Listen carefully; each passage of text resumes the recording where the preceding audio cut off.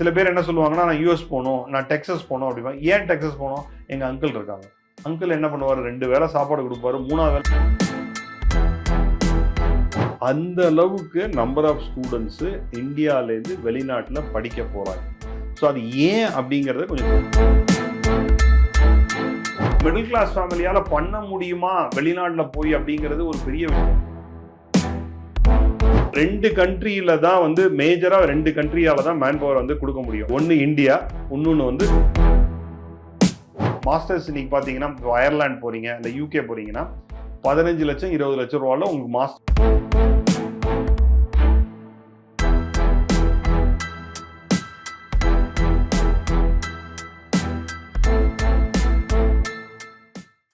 Respect மணி viewers, இன்னைக்கு நம்ம கூட எஜுகேஷன் மேட்டர்ஸ்னுடைய executive director Lakshmi Narayanan sir தான் நம்ம கூட இருக்காங்க. அவங்க கூட பேசி நம்ம நிறைய விஷயங்கள் தெரிஞ்சுக்க போறோம். வாங்க பேசலாம். வணக்கம் சார். வணக்கம், தேங்க்ஸ் ஃபார் இன்வைட்டிங் மீ. இப்போ ஃபர்ஸ்ட் क्वेश्चन என்ன அப்படின்னா, இங்க இருந்து அப்ராட் போய் படிக்கலாம்னு சொல்லி தான் இப்ப இருக்கிற யங்ஸ்டர்ஸோட நிறைய பேர் ஆசை வந்து அப்ராட்ல போய் படிக்கிறது அப்படிங்கிறது தான். ஓகே. சோ இப்போ எத்தனை பேர் சார் இங்க இருந்து ஃபர்ஸ்ட் அப்ராட் போறாங்க? ஓகே, நல்ல क्वेश्चन. ஆக்சுவலா எத்தனை பேர் போறாங்கங்கிறது லாஸ்ட் ஒரு 5 இயர்ஸ் டேட்டா பார்ப்போம். ஸோ தட் உங்களுக்கு ஒரு அண்டர்ஸ்டாண்டிங் இருக்கும் எவ்வளோ பேர் போறாங்க அப்படின்னு. இப்போ நீங்கள் பிஃபோர் கோவிட் எடுத்தீங்க, ஒரு 2018-19 பார்த்தீங்கன்னா ஆல்மோஸ்ட் ஒரு 5 லட்சம் ஸ்டூடெண்ட்ஸ் வந்து இந்தியாவிலேருந்து வெளிநாட்டில் படிக்க போகிறாங்க. ஆக்சுவலாக அதுதான் ஒரு பிஃபோர் கோவிட். அந்த கோவிட் 2 இயர்ஸ் விட்டுருங்க. ஆக்சுவலாக ஓகே, லாஸ்ட் இயர் எடுத்தீங்கன்னா 13 லட்சம் ஸ்டூடெண்ட்ஸ் வந்து இந்தியாவிலேருந்து வெளிநாட்டில் படிக்க போயிருக்காங்க. அந்த டேட்டா இப்படியே போகுது. அதாவது வந்து நார்மலாக பார்த்தீங்கன்னா 7 to 8% growth. லாஸ்ட் இயர் பார்த்தீங்கன்னா 14-15% growth இருக்கு. ஸோ இந்த அதே 15% growthல போச்சு அப்படின்னா ஆக்சுவலாக 2025 or 26ல வந்து ஆல்மோஸ்ட் ஒரு 20 lakh students expected to study abroad. ஆக்சுவலாக வந்து அதாவது வந்து இன்னொரு 1 or 2 இயரில் பார்த்தீங்கன்னா அந்த 5 லட்சம் ஸ்டூடெண்ட்ஸு 24ல அந்த 6 இயர்ஸ் பீரியட்ல பார்த்தீங்கன்னா 4 times growth ஆயிருக்கு. ஆக்சுவலாக ஓகே. ஸோ அந்த அளவுக்கு நம்பர் ஆஃப் ஸ்டூடெண்ட்ஸு இந்தியாவிலேருந்து வெளிநாட்டில் படிக்க போகிறாங்க. ஸோ அது ஏன் அப்படிங்கிறத கொஞ்சம் தெரிஞ்சுக்கிறது முக்கியம். இவ்வளோ பேர் ஸ்டூடெண்ட்ஸ் போகிறாங்க அப்படின்னா எதுக்காக போகிறாங்க அப்படின்னு. So one of the main reason பார்த்தீங்கன்னா, one of the biggest attraction என்னன்னு பார்த்தீங்கன்னா மணி தான், வேற ஒன்றுமே இல்லை. ஆக்சுவலாக one of the biggest attraction. Other நிறைய அதர் பெனிஃபிட் இருக்கு, லைஃப் ஸ்டைல் பெனிஃபிட் இருக்கு, technology wise all this things are இருக்கு. பட் மேஜர் அட்ராக்ஷன் என்னன்னு பார்த்தீங்கன்னா மணி தான். ஓகே, அது நம்ம பின்னாடி கவர் பண்ணுவோம். அதாவது வந்து எந்த ஏரியாவில் எவ்வளோ சம்பாதிக்கலாம் அப்படிங்கிறத பின்னாடி பார்க்கலாம். Okay, one of the main attraction இதான் ஆக்சுவலாக. ஸோ இது அப்படியே ஐ மீன் ஒரு சின்ன இந்த ஸ்டோரி எதனால போறாங்க அப்படிங்கறத கேட்டோம்ல. இப்போ நீங்க வந்து ஜப்பான் எடுத்துக்கங்க ஆர் எனி யூரோப்பியன் கண்ட்ரின்னு எடுத்துக்கங்களேன். மீடியன் ஏஜ் அப்படின்னு சொல்லுவாங்க. மீடியன் ஏஜ்னா 50% ஆஃப் த பாப்புலேஷன் என்ன ஏஜுக்கு மேல கீழே இருக்காங்க அப்படிங்கறதா. ஓகே, ஜப்பான் எடுத்தீங்கன்னா 49, 48, 49. Some of the European countries, Germany எல்லாம் எடுத்தீங்கன்னா 45. இதே நீங்க வந்து சைனா எடுத்துக்கங்க, யூஎஸ் அதெல்லாம் எடுத்தீங்கன்னா அரௌண்ட் 38 to 40. நீங்க இந்தியா எடுத்துக்கிட்டீங்கன்னா 28 மீடியன் ஏஜ். ஓகே, ஸோ இப்போ எப்படின்னா இந்தியா வந்து பை 2030ல மேன் பவர் ஃபார் சப்ளையர்ஸ், அதாவது வந்து பிகஸ்ட் நம்மகிட்ட அசட் என்னன்னு பார்த்தீங்கன்னா மேன் பவர் தான். Okay, India will be the manpower supplier for the world by 2030ல. ஏன்னா எந்த கண்ட்ரியோட எக்கானமி நல்லா போகணும் அப்படின்னா அவங்களுக்கு மேஜர் திங் மேன் பவர் வேணும். அப்போதான் அவங்களோட எக்கானமி நல்லா போகும். ஸோ அவங்க எக்கானமி நல்லா போகணும் அப்படின்னா, இப்போ சின்ன ஒரு எக்ஸாம்பிள், ஜப்பான்ல வந்து ரிட்டையர்ட் ஆனவங்களை நான் உங்களுக்கு காசு எக்ஸ்ட்ரா கொடுக்குறோம் வந்து ஒர்க் பண்ணுங்க அப்படின்னு சொல்றாங்க. மேன் பவர் இல்லை. ஸோ அவங்களுக்கு மேன் பவர் இருந்தா மட்டும்தான் அவங்களோட எக்கானமி பண்ண முடியும். இப்போ யூஎஸ் வந்து இந்தியா அம்பாசிடர் கிட்டத்தட்ட ஒரு 2-3 வீக்ஸ் முன்னாடி யூஎஸ் வந்து இந்தியாவுக்கு ஒரு அம்பாசிடர் அப்பாயிண்ட் பண்ணாங்க, எரிக் அப்படின்னு. அவர் ஒரு சின்ன ஒரு ஜோக்குக்காக ஒரு ஸ்டேட்மெண்ட் சொன்னார். ஒரு 10 வருஷத்துக்கு முன்னாடி நீங்க ஒரு இந்தியன் டெக்கியா இருக்கீங்க, ஒரு இந்தியனா இருக்கீங்கன்னா ஒரு யூஎஸ் கம்பெனிக்கு சிஇஓ ஆக முடியாது. இன்னைக்கு நீங்க இந்தியனா இருந்தாதான் யூஎஸ் கம்பெனிக்கு சிஇஓ ஆக முடியும். ஸோ அந்த அளவுக்கு இன்னைக்கு இந்தியன் டாமினேஷன் அங்க இருக்கு. ஓகே சார், அவ்வளவு டாமினேஷன் அங்க இருக்கு. ஐ மீன் பாத்தீங்கன்னா இப்ப 2 கண்ட்ரியில தான் வந்து மேஜரா 2 கண்ட்ரியால தான் மேன் பவர் வந்து கொடுக்க முடியும். ஒன்னு இந்தியா, இன்னொன்னு வந்து சைனா. ஸோ சைனால இருந்து எந்த கண்ட்ரியாவது இப்போ வந்து மேன் பவர் எடுப்பாங்களா அப்படிங்கிறது பிக் கொஸ்டின் மார்க். இப்போ வந்து ஒரு சின்ன உங்களுக்கு நிறைய விஷயங்கள் கேள்விப்பட்டிருப்பீங்க, அதை பத்தி நம்ம போக வேண்டாம் இதுல. ஸோ எல்லா கண்ட்ரியுமே எங்க மேன் பவர் வேணும்னு நினைக்கிறாங்கன்னா இந்தியால இருந்தா மேன் பவர் வேணும்னு நினைக்கிறாங்க. அண்ட் டெக்னாலஜி வைஸ் வந்து பார்த்தீங்கன்னா இந்தியன்ஸ் ஆர் வெரி குட். ஆக்சுவலாக நீங்கள் எனி சாஃப்ட்வேர் எடுத்துக்கோங்க, everywhere it is all about most of the population பார்த்தீங்கன்னா இந்தியன் பாப்புலேஷன் தான் ஹையாக இருக்கும் ஆக்சுவலாக. ஸோ அதனால அவங்களுக்கும் தெரியும் இந்தியன் பாப்புலேஷன் தான் வேணும். இன்னொன்று ஜென்ரலாக Indians okay we are not a good business man, we are a good employee. அது மாதிரி தான் நம்மள வளர்த்துட்டாங்க. ஓகே நம்ம அம்மா அப்பா என்ன சொல்லுவாங்க, பிஸ்னஸா ரிஸ்க்கு, படிக்க போயிரு, படிச்சா நல்லா சம்பாதிக்கலாம், நல்ல வேலைக்கு போயிரு. அது ஸோ அதனால ஜென்ரலா we are been tuned to, அதாவது வந்து இப்போ இந்த டாகை ட்ரெயின் பண்ணுவாங்கன்னு சொல்லுவாங்க. அதாவது மணி அடிச்சா சாப்பாடு கொடுப்பாங்க. So over period of time மணி அடிச்சா அந்த சாப்பாடு கொடுத்தோன்னே whenever you rang a bell, dog வந்து சரி பசி வந்துடும். அதே மாதிரி தான் நம்மளை சொல்லி அது மாதிரி வளர்த்துட்டாங்க. ஓகே ஸோ நத்திங் ராங், எல்லாருமே பிசினஸ் மேன் ஆகணும் அப்படின்னு இல்லை. But so we are a good employee. So அதனால வேர்ல்டு வைடு பார்த்தீங்கன்னா எல்லாருமே Indians, I mean one of the reason why we are looking at is okay இந்தியன்ஸா டெக்னாலஜி வைஸ் அவங்க நல்லா இருப்பாங்க, டெக்னிக்கலாக தே ஆர் சவுண்டு. ஸோ அதனால வேர்ல்டு வைடு பார்த்தீங்கன்னா Indians are been valued really high. Okay so அதனால தட் இஸ் லைக் யூனோ நம்மளுக்கும் வந்து என்ன okay as I was telling you before, நமக்கு என்னன்னா ஓகே எங்கே we are been paid well, அங்கே Indians are also ready to go. Okay so அதான் one of the major reason. So 5 lakhs 20 lakhs ஆனதுக்கு ரீசனும் பார்த்தீங்கன்னா வேர்ல்டு வைடு எல்லா கண்ட்ரிலையும் man power தேவைப்படுது, நம்மகிட்ட இருக்கு. Okay sir. ஸோ அதுதான் ரீசன் ஆக்சுவலி. இப்போ வந்து ஹை இன்கம்காக தான் அங்கே போகிறாங்க அப்படின்னு சொல்லும்பொழுது இப்போ நம்ம பேங்க் அக்கௌண்ட் வந்து எவ்வளோ பேலன்ஸ் இருந்துச்சு அப்படின்னா நம்மளால அப்ராட் போக முடியும் சார். ஓகே ஸோ அப்ராட் போகிறதுக்கு முன்னாடி ஒரு சின்ன அதுக்கு முன்னாடி அந்த எவ்வளோ போக முடியும் பேங்க் பேலன்ஸ் அது கண்ட்ரியை பொறுத்து மாறும். அதுக்கு முன்னாடி வந்து பார்த்தீங்கன்னா வெதர் யூஜிக்கு போகணுமா பிஜிக்கு போகணுமா அப்படின்னு. ஓகே இப்போ ஒரு அண்டர் கிராஜுவேட்டுக்கு போகணுமா, 12th முடிச்சோடனே அண்டர் கிராஜுவேட்டுக்கு போகணுமா இல்லை போஸ்ட் கிராஜுவேட் போகணுமா அப்படின்னு. அண்டர் கிராஜுவேட்டும் போகலாம், பட் கொஸ்டின் வந்து அஃபோர்டபிலிட்டி. ஒரு அண்டர் கிராஜுவேட் போகணும் அப்படின்னா மினிமம் 1.5 crores செலவு பண்ணணும். எந்த கண்ட்ரினாலும் மோஸ்ட் ஆஃப் த கண்ட்ரிஸ் வச்சுங்களேன். இப்போ இந்தியாவிலேருந்து பார்த்தீங்கன்னா மேஜராக போகிற கண்ட்ரிஸ் பிக் 4 அப்படின்னு சொல்லுவாங்க. யுஎஸ், யூகே, அதுக்கப்புறம் பார்த்தீங்கன்னா ஆஸ்திரேலியா, கனடா. இப்போ கனடா கொஞ்சம் it's not doing well because of political reason. Okay இதான் இந்த 4 கண்ட்ரிக்கு தான். நீங்கள் இந்த 4 கண்ட்ரியில் எந்த கண்ட்ரி போனாலும் மினிமம் 1.5 crores செலவு பண்ணணும் யூஜிக்கு. ஓகே ஸோ எவ்வளோ பேரால அந்த அளவுக்கு அஃபோர்ட் பண்ண முடியும் அப்படிங்கிறது ஒரு பெரிய கொஸ்டின் ஆக்சுவலாக. ஸோ இந்தியாவிலேருந்து பார்த்தீங்கன்னா மேஜராக யூஜிக்கு போகிறாங்க, போகலன்னு சொல்லலை, அஃபோர்ட் பண்ண முடிஞ்சால் போவாங்க. ஓகே பட் மேஜராக பார்த்தீங்கன்னா போஸ்ட் கிராஜுவேட்டுக்கு தான் போவாங்க. ஓகே மாஸ்டர்ஸுக்கு தான் போவாங்க. யூஜி இந்தியாவில் பண்ணிட்டு மாஸ்டர்ஸ்க்கு அங்கே போவாங்க. மாஸ்டர்ஸ் இன்னைக்கு பார்த்தீங்கன்னா இப்போ அயர்லாந்து போகிறீங்க இல்லை யூகே போகிறீங்கன்னா 15 லட்சம் 20 லட்சம் ரூபாவில் உங்களுக்கு மாஸ்டர்ஸே முடிச்சிடலாம். அங்கே 1 year தான் மாஸ்டர். ஒன்லி அயர்லாந்து அண்ட் யூகேல 1 year தான் மாஸ்டர். நீங்கள் யூஎஸ் எடுத்தீங்க, ஆஸ்திரேலியா எடுத்துக்கங்க, கனடாலாம் எடுத்தீங்கன்னா 2 years மாஸ்டர் ஆக்சுவலாக. So minimum 15-20 lakhs maximum until even 1 crore வரைக்கும் கூட ஆகும். Depends on the course, depends on the university, நிறைய செலெக்ஷன். இன்னைக்கு வந்து ஒரு 15-20 லட்சம் ஒரு மிடில் கிளாஸ் ஃபேமிலியால் அஃபோர்ட் பண்ண முடியுமா அப்படின்னா அது ஒரு பெரிய காசு இல்லை. ஓகே அண்ட் அதில் நிறைய அட்வான்டேஜ்லாம் இருக்குது. எப்படி அந்த மணியை ஆக்சஸ் பண்ணலாம், எவ்வளோ பேங்க் பேலன்ஸ் இருக்கும் அப்படின்லாம் கேட்குறீங்களா. கண்ட்ரியை பொறுத்து அது மாறும். ஓகே அதாவது நீங்கள் உங்களோட கோர்ஸ் ஃபீ என்ன, 1 year லிவிங் காஸ்ட் அப்படின்னு சொல்லுவாங்க. அது சிட்டியை பொறுத்து அந்த லிவிங் காஸ்ட் மாறும். அந்த மணி வந்து ஷோ மணியாக காமிக்கணும். சில பேர் வந்து சில கண்ட்ரியில் வந்து அவங்களோட 3 years ஐடி ரிட்டர்ன் கேட்பாங்க.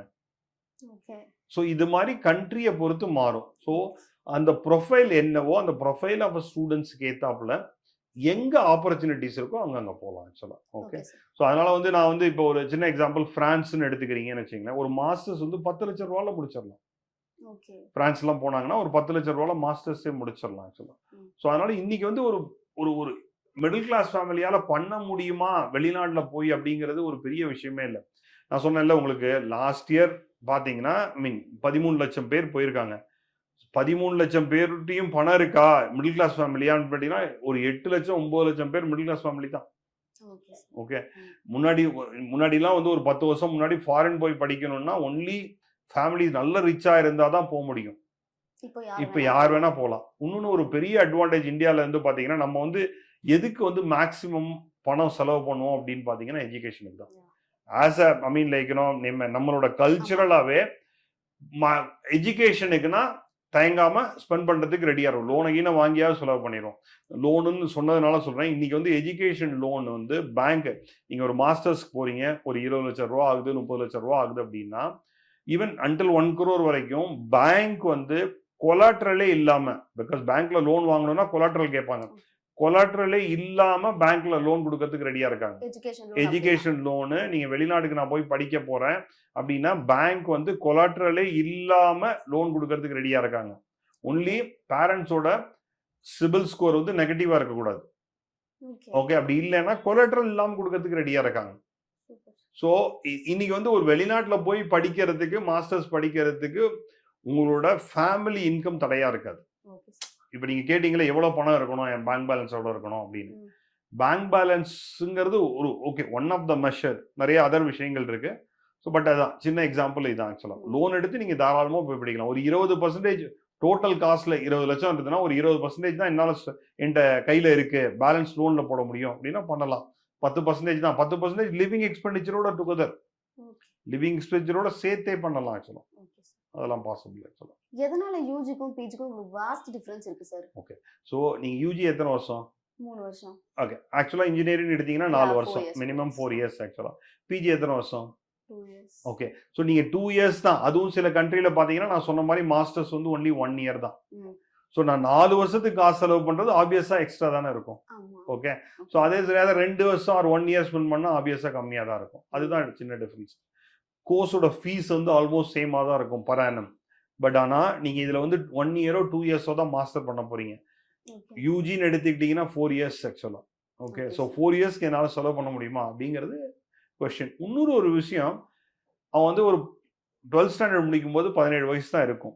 ஒரு 18 வயசுல உங்க குழந்தைய வந்து நீங்க வெளிநாட்டுக்கு அனுப்புறீங்க அப்படின்னா நிறைய கொஸ்டின்ஸ் வரும். அதாவது வந்து இங்க வந்து எப்படின்னா நம்ம உட்கார்ந்த இடத்துல இருந்து அம்மா காஃபி, அப்பா டிஃபனு, எதா இருந்தாலும் டேபிளுக்கு வந்துடும். ஓகே, கை கிளம்புறது கூட இதுக்கு போக பண்ண மாட்டோம். ஆக்சுவலா எல்லாமே நமக்கு வந்து உட்காந்த டேபிள்ல இது சூடா இல்லை, எனக்கு வேற எடுத்துட்டு வா எல்லாமே சொல்லுவோம். அங்க போயிட்டோம்னா நீங்க தான் குக் பண்ணணும், நீங்க குக் பண்ணதை நீங்க தான் சாப்பிடணும். ஆக்சுவலா ஓகே, அது தவிர பார்ட் டைம்னு சொல்லுவாங்க. ஆக்சுவலா கண்ட்ரியை பொறுத்த வரைக்கும் எவ்வளோ டைம் வந்து எவ்வளோ number of hours part time work பண்ணலான்னு, அந்த பார்ட் டைம் ஒர்க் பண்ணா மட்டும்தான். இல்லைன்னா உங்க அப்பாவோ அம்மாவோ இங்கேருந்து மாசம் 50,000 ரூபாயிலேருந்து 1 லட்ச ரூபா உங்களுக்கு அனுப்பணும் உங்க லிவிங் எக்ஸ்பெண்டிச்சருக்கு. அதான் எவ்வளவு பேரால அஃபோர்ட் பண்ண முடியும்னு தெரியாது. ஸோ நீங்க அங்க ஒர்க் பண்ணீங்கன்னா உங்களோட லிவிங் எக்ஸ்பெண்டிச்சர் நீங்களே பார்த்துக்கலாம். ஸோ 17 வயசுல இதெல்லாம் பண்ண முடியுமா? நம்ம சைல்டு நம்ம இங்க இருக்கிற வளர்ப்புக்கு அதெல்லாம் எக்யூப்டா அப்படிங்கிறது ஒரு பெரிய கொஸ்டின் மார்க் ஆக்சுவலா. ஸோ அதனால ஆல்வேஸ் நான் சொல்றது என்னன்னா பிஜிக்கு போறது தான் பெட்டரு. பட் என்னால் அஃபோர்ட் பண்ண முடியும், என் குழந்தை ரெடியா இருக்காங்க அப்படின்னு சொன்னா யூஜிக்கும் போகலாம். பட் ஜென்ரலா மோஸ்ட் ஆஃப் த ஸ்டூடெண்ட்ஸ் இங்கேருந்து பாத்தீங்கன்னா பிஜிக்கு தான் போவாங்க. இப்போ பார்ட் டைம் அப்படின்னு பேசும்போது அங்கே வந்து காலேஜோட டைமிங்ஸ் எப்படி இருக்கும் சார்? நம்ம பார்ட் டைமும் போகிறோம் அப்படி ஏர்ன் பண்ணுறோம் போது காலேஜ் டைமிங் என்னவா இருக்கும், பார்ட் டைம் என்னவா இருக்கும் சார்? ஸோ அங்கே வந்து ஒரு ரெஸ்ட்ரிக்ஷன் இருக்கும். மோஸ்ட் ஆஃப் த கண்ட்ரியில் இவ்வளோ ஹவர்ஸ் தான் ஒர்க் பண்ணலாம் அப்படின்னு. அதாவது வந்து ஜென்ரலாக வந்து 20 ஹவர்ஸ் சொல்லுவாங்க. 20 ஹவர்ஸ் பர் வீக். ஒரு வாரத்துக்கு 20 மணி நேரம் தான் ஒர்க் பண்ணலாம் அப்படின்னு இருக்கு. ஹாலிடேவா இருந்ததுன்னா சில கண்ட்ரியில் வந்து 40 ஹவர்ஸ் கூட கொடுப்பாங்க. ஆக்சுவலாக 40 ஹவர்ஸ் வரைக்கும் ஒர்க் பண்ணலாம் அப்படின்னு. அண்ட் அந்தந்த கண்ட்ரிக்கு ஒரு மினிமம் வேஜஸ்ன்னு இருக்கு. ஒரு $10 $23 வரைக்கும் டிபெண்ட்ஸ் ஆன் த கண்ட்ரி வந்து அது வேரி ஆகும் ஆக்சுவலாக. ஸோ நீங்கள் வந்து இன்னொன்று பார்த்தீங்கன்னா ஒரு 1 வீக் எடுத்தீங்கன்னா உங்களுக்கு காலேஜ் ஹவர்ஸ் அப்படின்னு பார்த்தீங்கன்னா ஒரு 20 to 25 ஹவர்ஸ் தான் இருக்கும். ஓகே, ஒரு நம்ம ஊர் மாடி வந்து மார்னிங் 9 o'clockலேருந்து 5 o'clock அப்படியெல்லாம் இருக்காது காலேஜஸ் ஆக்சுவலாக. ஸோ இப்போ மார்னிங் வந்து 3 ஹவர்ஸ் இருக்கும். இட் மேபி அதர் இன்னும் 3 ஹவர்ஸ் மண்டே பார்த்தீங்கன்னா ஈவினிங் கூட இருக்கும். சில நாள் மார்னிங்லேருந்து ஆஃப்டர்நூன் வரைக்கும் இருக்கும், ஈவினிங் இருக்காது. அது மாதிரி வேரி ஆகும். அந்தந்த ப்ரொஃபஸர்ஸோட நம்ம சிக்னலைஸ் பண்ணி டைமிங் ஃபிக்ஸ் பண்ணுவாங்க ஆக்சுவலாக. ஓகே, ஸோ 1 வீக் நார்மலாக பார்த்தீங்கன்னா 20-25 ஹவர்ஸ் நல்ல காலேஜாக இருந்துன்னா. ஓகே, ஒரு நல்ல யூனிவர்சிட்டி போனீங்கன்னா 20-25 ஹவர்ஸ் தான் இருக்கும் ஆக்சுவலாக. ஸோ 20 ஹவர்ஸ் தான் இருக்கும் அப்படிங்கும்போது பேலன்ஸ் நமக்கு ஒரு நாளைக்கு ஈவன் 2-3 ஹவர்ஸ் ஒர்க் பண்ணால் கூட போதும் ஆக்சுவலாக. 2-3 ஹவர்ஸ் ஒரு நாளைக்கு ஒர்க் பண்ணுறது ஒரு பெரிய விஷயமே இல்லை. அண்ட் நிறைய இடத்துல நமக்கு யூனிவர்சிட்டிலேயே ஆப்ஷன் கிடைக்கும். யூனிவர்சிட்டிலேயே நம்ம எந்த யூனிவர்சிட்டிக்கு போகிறோமோ அந்த யூனிவர்சிட்டிலேயே நிறைய பார்ட் டைம் ஆப்ஷன்ஸ் இருக்கும். So I mean even sometime teaching அசிஸ்டன்ட்ஸ்லாம் கிடைக்கும். ஓகே, லேப் அசிஸ்டன்ட் கிடைக்கும், அங்கே இருக்க கேன்டீன்ஸ், அது மாதிரி நிறைய ஆப்ஷன்ஸ் கிடைக்கும். ஸோ 2-3 ஹவர்ஸ் ஒன் டேல ஒர்க் பண்ணுறதுக்கு ஒரு பெரிய விஷயமே இல்லை. 20 ஹவர்ஸ் ஒர்க் பண்ணுறாங்க அப்படின்னா so even assuming like $10 $15 earn பண்ணுறாங்கன்னா ஸோ வாரத்துக்கு $200-300 சம்பாதிக்கலாங்க மாதத்துக்கு.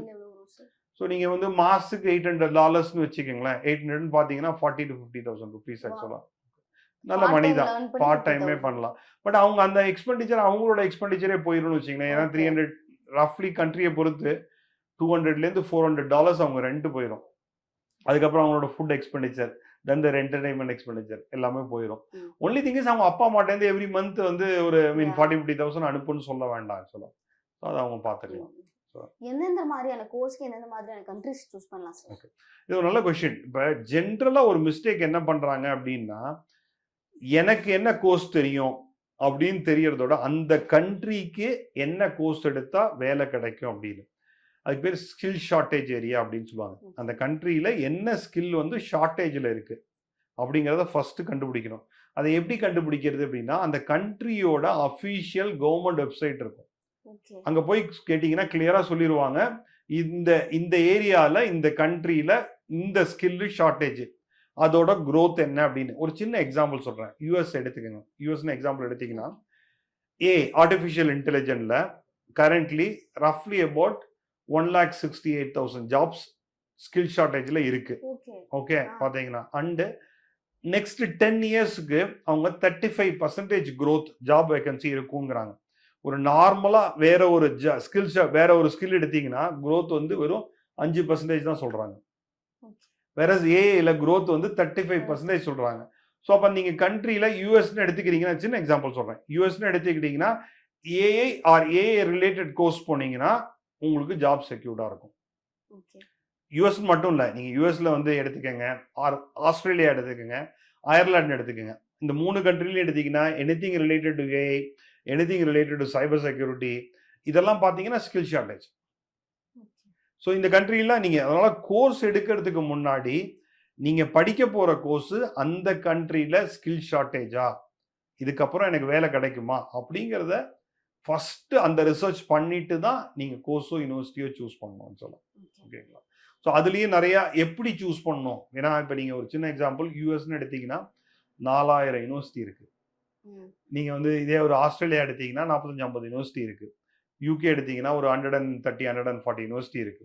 அயர்லாந்து எடுத்தீங்கன்னா ஒரு 11 யூனிவர்சிட்டி இருக்கு. ஸோ கண்ட்ரியை பொறுத்து இவ்வளோ யூனிவர்சிட்டிஸ் இருக்கு. டோட்டலாக ஒரு 4000-5000 யூனிவர்சிட்டிஸ் இருக்கு. நான் எப்படி சூஸ் பண்றது அப்படிங்கிறது ஒரு பெரிய எல்லா பேரண்ட்டுக்கும் ஆர் ஸ்டூடெண்ட்ஸுக்கும் உள்ள சேலஞ்ச் ஆக்சுவலா. அதுல ஒரு சின்ன மெத்தட் இருக்கு. நீங்க ஃபர்ஸ்ட் பார்க்க வேண்டியது QS ரேங்கிங் அப்படின்னு சொல்லுவாங்க. அந்த யூனிவர்சிட்டியோட என்ன ரேங்கிங், QS ரேங்கிங் என்ன. நம்ம ஜென்ரலா என்ன பண்ணுவோம்னா காலேஜை வச்சு போயிடுவோம். அது ஒரு காலேஜோட என்ன ரேங்கிங் அப்படின்னு வச்சு இந்தியாவில் போறோம்ல, அது மாதிரி அங்க வந்து QS ரேங்கிங் என்னன்னு. அது மட்டும் பத்தாது. ஜென்ரல் மிஸ்டேக் எல்லாரும் பண்றது, காலேஜோட யூனிவர்சிட்டியோட ரேங்கிங் நல்லா இருக்கு நான் போறேன், அப்படி போகக்கூடாது. நம்ம இங்க டிபார்ட்மெண்ட்னு சொல்லுவோம், அவங்க ஸ்கூல்னு சொல்லுவாங்க. அந்த ஸ்கூலோட ரேங்கிங் என்ன. ஸோ இப்போ நான் ஒரு 10 ஸ்கூல் வச்சிருக்காங்க, மெக்கானிக்கல்னு ஒரு ஸ்கூலு, கம்ப்யூட்டிங்னு ஒரு ஸ்கூலு, இது மாதிரி ஒரு 10 ஸ்கூல் வச்சிருக்காங்கன்னு வச்சுங்களேன். ஒரு ஒரு ஒரு ஸ்கூல் வந்து ஒரு டிபார்ட்மெண்ட் வந்து இப்போ ரீசெண்டாக ஆரம்பிச்சிருக்காங்க, அதுக்கு ரேங்கிங் நல்லா இல்லை. இருக்கிறது சான்ஸ் இருக்கா, வாய்ப்பு இருக்கா இல்லையா? கட்டாயம் இருக்கு. ஸோ நம்ம வெறும் யூனிவர்சிட்டி ரேங்கிங் மட்டும் பார்க்கக்கூடாது. அந்த காலேஜோட அந்த ஸ்கூலோட ரேங்கிங் என்ன அப்படிங்கிறத பார்த்துட்டு அவங்க எந்த அளவுக்கு அவங்க ரிசர்ச் பண்ணியிருக்காங்க, அதில் உள்ள ஃபேக்கல்ட்டி எவ்வளோ ஃபண்ட் அட்ராக்ட் பண்ணியிருக்காங்க, இதெல்லாம் பார்த்துட்டு தான் ஒரு யூனிவர்சிட்டியோ கோர்ஸையோ நம்ம சூஸ் பண்ணணும். ஓகே, இதெல்லாம் முன்னாடியே பார்க்காம தப்பு பண்ணிட்டீங்கன்னா பின்னாடி வருத்தப்பட முடியாது ஆக்சுவலாக. ஸோ இதில் நிறைய மிஸ்டேக் என்ன பண்ணுறதுன்னா சில பேர் என்ன சொல்லுவாங்கன்னா, நான் யூஎஸ் போகணும், நான் டெக்ஸஸ் போகணும் அப்படின்னா. ஏன் டெக்ஸஸ் போகணும்? எங்கள் அங்கிள் இருக்காங்க. அங்கிள் என்ன பண்ணுவார், 2 வேளை சாப்பாடு கொடுப்பாரு, 3ஆவது வேலை என்ன சொல்லுவார், இந்த வாரம் நான் பிஸியாக இருக்கேன், அடுத்த வாரம் வாண்டு போயிடுவார். அவ்வளோதான். ஓகே, அவர் என்ன சொல்லுவார், ஒரு கோர்ஸை பற்றி சொல்லுவார், ஒரு யூனிவர்சிட்டியை பற்றி சொல்லுவார். 10 வருஷத்துக்கு முன்னாடி அவர் போனது அதுவாக இருக்கும். அது 10 வருஷத்துக்கு முன்னாடி அது உண்மையாக இருக்கும். இப்போ சொல்லுவாரா அப்படின்னா, இந்த மாதிரி நிறைய நான் அங்கிள் சொல்கிறேன், ஆன்டி சொல்கிறேன், என் சீனியர் சொன்னாங்க, இப்படியெல்லாம் கேட்டுட்டு போகிறது தான் மிஸ்டேக். ஒரு ப்ராப்பராக ரிசர்ச் பண்ணணும். ரிசர்ச் பண்ணிட்டு இந்த டேட்டாலாம் எடுத்துட்டு என்ன கேரியர் ஆப்பர்ச்சுனிட்டி இருக்கு, என்ன ஸ்கில் ஷார்ட்டேஜ் இருக்கு, என்ன growth, தென் யூனிவர்சிட்டி ரேங்கிங் என்ன, இதெல்லாம் பண்ணிட்டு தான் ஒரு யூனிவர்சிட்டியை சூஸ் பண்ணணும். அதுக்கப்புறம் வந்து சில டைம் பார்த்தீங்கன்னா அஃபோர்டபிலிட்டி இருக்காது. அந்த யூனிவர்சிட்டி ஃபீஸ் ரொம்ப அதிகமாக இருக்கும். நம்மளால அஃபோர்ட் பண்ண முடியுமா? நம்மளால பண்ண முடியலன்னா வேற யூனிவர்சிட்டி நல்ல அதோட பிரைசிங் கம்மியாக இருக்கும். ஒரு சின்ன எக்ஸாம்பிள், ஒரு ஐவி லீக்ஸ் யூனிவர்சிட்டின்னு சொல்லுவாங்க. ஐவி லீக் யூனிவர்சிட்டியில் மினிமம் 50,000 பர் இயருக்கு வந்து USD, அதாவது 100,000 பர் 2 இயர்ஸ்க்கு ஆயிரும் மாஸ்டர்ஸ்க்கு. அதெல்லாம் நிறைய பேரால் அஃபோர்ட் பண்ண முடியாது. ஏன்னா 80 lakhs 90 lakhs கோர்ஸ் ஃபீ மட்டும், அதுக்கப்புறம் உங்களோட லிவிங் எக்ஸ்பெண்டிச்சர். ஸோ அதனால இதெல்லாம் செக் பண்ணிட்டு தான் யூனிவர்சிட்டி டிசைட் பண்ணணும்.